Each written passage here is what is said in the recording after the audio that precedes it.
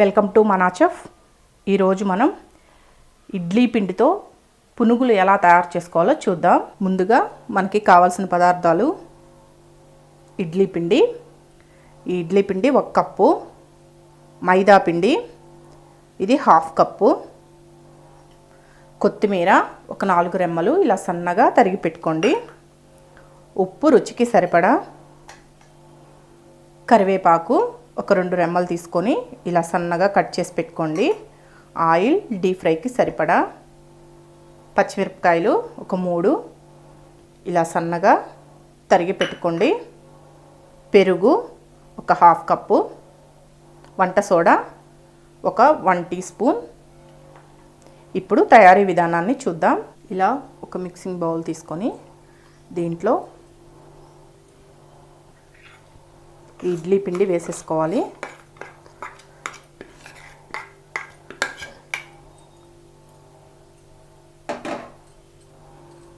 దీంట్లోనే చూడండి ఈ మైదా కూడా వేసుకోవాలి.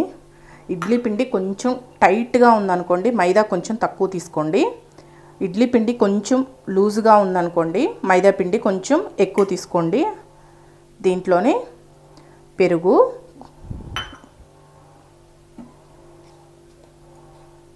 మీ రుచికి సరిపడా సాల్ట్ చూసి వేసుకోండి. ఆల్రెడీ మనకి ఇడ్లీ పిండిలో సాల్ట్ ఉంటుంది కదా. దీంట్లోనే పచ్చిమిరపకాయలు సన్నగా తరిగినవి, కరివేపాకు ఇలా సన్నగా తరిగి వేసుకోండి, కొత్తిమీర కూడా సన్నగా తరిగి వేసుకోండి. ఇది వంట సోడా అండి, ఇది ఒక 1/2 టీ స్పూన్ సరిపోతుంది. ఇవి మొత్తం వేసుకొని బాగా కలుపుకోవాలి. చూసారా, మొత్తం కలుపుకున్న తర్వాత మనకి ఈ విధంగా పునుగులు వేసుకునేటట్లు రావాలి. దీంట్లో ఇష్టమైతే మీరు అల్లం ముక్కలు కూడా వేసుకోవచ్చండి, సన్నగా తరిగిన అల్లం ముక్కలు కూడా వేసుకోండి. జీలకర్ర కూడా వేసుకోవచ్చు, జీలకర్ర వేసుకున్న మంచి టేస్ట్ వస్తుంది. ఇలా కలుపుకొని పక్కన పెట్టుకోండి. ఇప్పుడు స్టవ్ ఆన్ చేసుకొని ప్యాన్ పెట్టుకొని ఇక్కడ చూడండి డీప్ ఫ్రైకి సరిపడా ఆయిల్ వేసుకోవాలి. ఈ ఆయిల్ బాగా హీట్ ఎక్కాలండి. హీట్ ఎక్కిన తర్వాత మీడియం ఫ్లేమ్లో పెట్టి వేయించుకోవాలి, లేకుంటే మనకి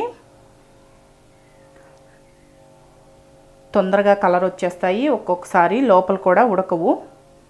చూడండి కొంచెం కొంచెం వేసుకుంటూ మీడియం ఫ్లేమ్లోనే పెట్టి వేయించుకోండి.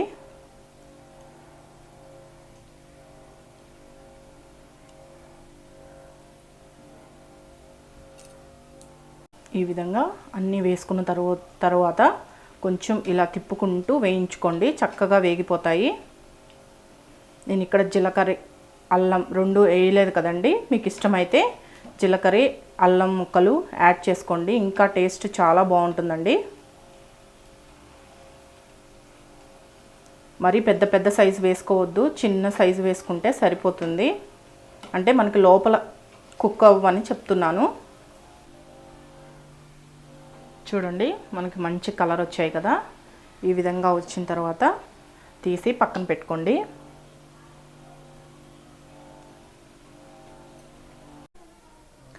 చూసారు కదా ఇడ్లీ పిండితో పునుగులు ఎలా తయారు చేసుకోవాలో.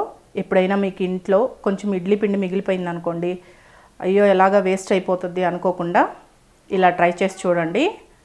ఇంకో విషయం అండి, ఇక్కడ పెరుగు నేను తీసుకున్నాను కదా, పెరుగు కొంచెం పుల్లగా ఉండాలి, పుల్లగా ఉంటేనే మనకి పునుగులు టేస్ట్ బాగుంటాయి. ఒకసారి మీరు ఈ వంటని ట్రై చేసి చూడండి. ఈ వీడియో కానీ మీకు నచ్చినట్లయితే నా యూట్యూబ్ ఛానల్ మనా చెఫ్కి సబ్స్క్రైబ్ చేయండి. నచ్చితే లైక్ చేయండి, షేర్ చేయండి.